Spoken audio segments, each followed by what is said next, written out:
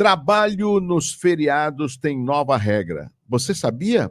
É isso mesmo. Após reunião da Mesa Nacional de Negociação, o ministro do Trabalho, Luiz Marinho, anunciou que a portaria para a regulação do trabalho do comércio aos feriados será publicada no dia 19 de fevereiro, primeira segunda-feira após o Carnaval. Isso permitirá às empresas se readequarem à portaria que visa restabelecer o diálogo e a negociação coletiva. Bom, nós estamos na linha com a especialista em direito sindical, que é advogada trabalhista, Maria Lúcia Benhame, que vai explicar e detalhar mais esse tema. Mas antes, doutora Marila Lúcia, bom dia. Bom dia, Douglas. Obrigada pelo convite. Eu que agradeço. O que a senhora, como advogada trabalhista, o que poderia extrair de bom para o trabalhador? Eu tenho um sentimento que, óbvio, não é unânime, acredito eu. Eu acho que se você tem condição de trabalhar no feriado, final de semana, e se você vai ganhar por isso, ótimo. O que a gente observa é que muitas vezes a gente faz uma hora extra, trabalha no final de semana e não ganha nada mais por isso. Será que essa mesa nacional de negociação que teve à frente o ministro Luiz Marinho visou também essa preocupação? Não, eu não vejo isso não, Douglas. O que eu vejo é o seguinte, primeiro, na questão do comércio, você tinha uma regulamentação, e não só do comércio, mas de toda atividade empresarial, você tem uma regulamentação muito antiga sobre DSR, né? Então, trabalhos aos domingos e feriados. O trabalho ao feriado nunca foi considerado um trabalho regular, sempre foi considerado um trabalho quando havia necessidade pela atividade da empresa, ele poderia ser feito, mas ou seria trocada a folga por um outro dia, que é a folga compensatória, ou seriam pagas horas extras pelo trabalho nesse feriado, mesmo nas atividades já autorizadas a trabalhar de maneira ininterrupta, né? O que aconteceu é que na área do comércio, essa regulamentação, ela começou a criar conflitos com uma legislação antiga da década de 40, do final da década de 40, que é a Lei 65, e no PLR ela veio autorizando de maneira geral o trabalho aos domingos, e depois vieram uma série de regulamentações dizendo, não, então a gente precisa de um controle sindical, a gente precisa disso, daquilo. O que você vê nas convenções coletivas normalmente? Pagamento de taxa, né? Então, eu acho que primeiro, realmente só mexem em feriados, com aquela discussão era domingo e feriado, mas sempre foi só feriado, porque eles mexem no artigo 6A da Lei 10.101, que trata só do feriado. E eu acho que em algumas atividades, e foi esse o problema da primeira portaria, você, por exemplo, proibir farmácias de funcionar, né, atividades que já tinham autorização permanente desde a década de 40 era um problema, não havia um critério específico. Qual é o cuidado que você tem que ter? Eu vou, com isso, proteger o trabalhador ou eu só vou gerar mais uma taxa para as empresas? Né? Então, qual é a legalidade de como essa votação vai ser feita, de como essa assembleia sindical vai se realizar, que controle eu tenho sobre essa votação, e isso vai autorizar o trabalho ou isso vai gerar uma taxa para a empresa pagar ao sindicato para que ela possa trabalhar? Eu acho que esse é o primeiro ponto que a gente tem que analisar. Perfeito, doutora Maria Lúcia Benhame, advogada trabalhista. Agora, doutora, tem um outro aspecto. Essa discussão perdeu um pouco de força, até de liderança sindical, no governo do ex-presidente Bolsonaro. E agora, com o presidente Lula, isso está sendo retomado.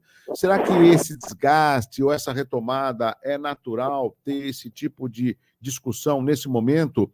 A senhora acredita que o trabalhador vai sair vitorioso com essa negociação? Eu não vejo uma questão de trabalhador, Douglas, eu vejo uma questão exatamente o que você falou, uma questão sindical. Se você analisar as convenções coletivas que autorizavam o trabalho aos domingos, elas cuidam disso com pagamento de taxas.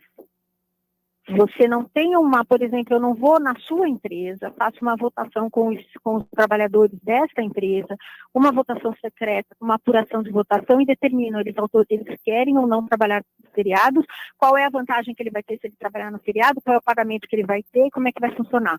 Eu tenho uma convenção dizendo que a empresa que pagar tanto ou que estiver em dia com as contribuições pode trabalhar no feriado. Esse é o problema que eu falo. É o uso que se faz disso. Eu estou querendo proteger um trabalhador, então ele tem que ter a voz. para ele ter que ter a voz, eu tenho que ter toda uma documentação e eu não posso fazer uma coisa geral, eu teria que fazer acordos coletivos por empresas com uma votação efetiva. Mas se você puxar todas as convenções coletivas da época em que você tinha que ter essa autorização, todas eram com pagamentos de taxas sindicais e não com votação. Perfeito, doutora. Vou dar um exemplo. Vamos supor que lá em Natal, no Rio Grande do Norte, os panificadores, os trabalhadores de panificação fizeram um acordo, chegaram à conclusão de que eles não querem trabalhar no domingo. Tá. Mas, espera aí.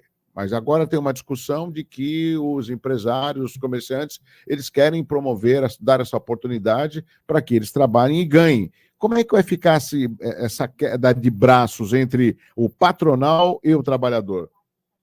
Então, na realidade, assim, é feriado, tá? Não é domingo. Todo mundo fala domingo, é só feriado que a gente está discutindo. Domingo já está autorizado de maneira permanente, né? Algumas atividades, por exemplo, como a panificação, ela tem autorização para trabalhar domingos e feriados desde 1949, sem precisar de autorização de ninguém. Só que o trabalho, quando o trabalhador trabalha no feriado, ou ele tem uma folga compensatória, ou ele recebe em dobro, né? Então, se eu tenho um acordo coletivo em que eu tive uma votação, quem deve decidir um acordo coletivo é o trabalhador, é o representado. Não é o que a gente vê.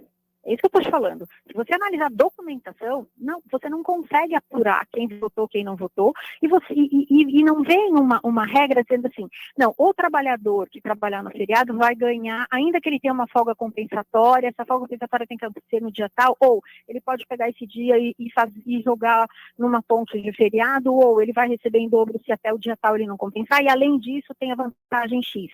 Se você olhar as regras, não é isso que vem. O que vem é, se a empresa pagar uma taxa, estiver em risco com a contribuição para o sindicato dos empregados e a contribuição para o sindicato patronal, ela pode trabalhar. Ela puxa um certificado dos sindicatos que ela pode trabalhar. É isso que eu estou te falando. Eu acho que esse foi o movimento para se tentar coibir. Por quê? Porque você não está protegendo o trabalhador e está gerando um custo. Então, você quer proteger o trabalhador, dá voz para ele. Faz uma assembleia correta. E aí ele vai decidir se ele quer trabalhar ou não. E é ele que vai decidir, né?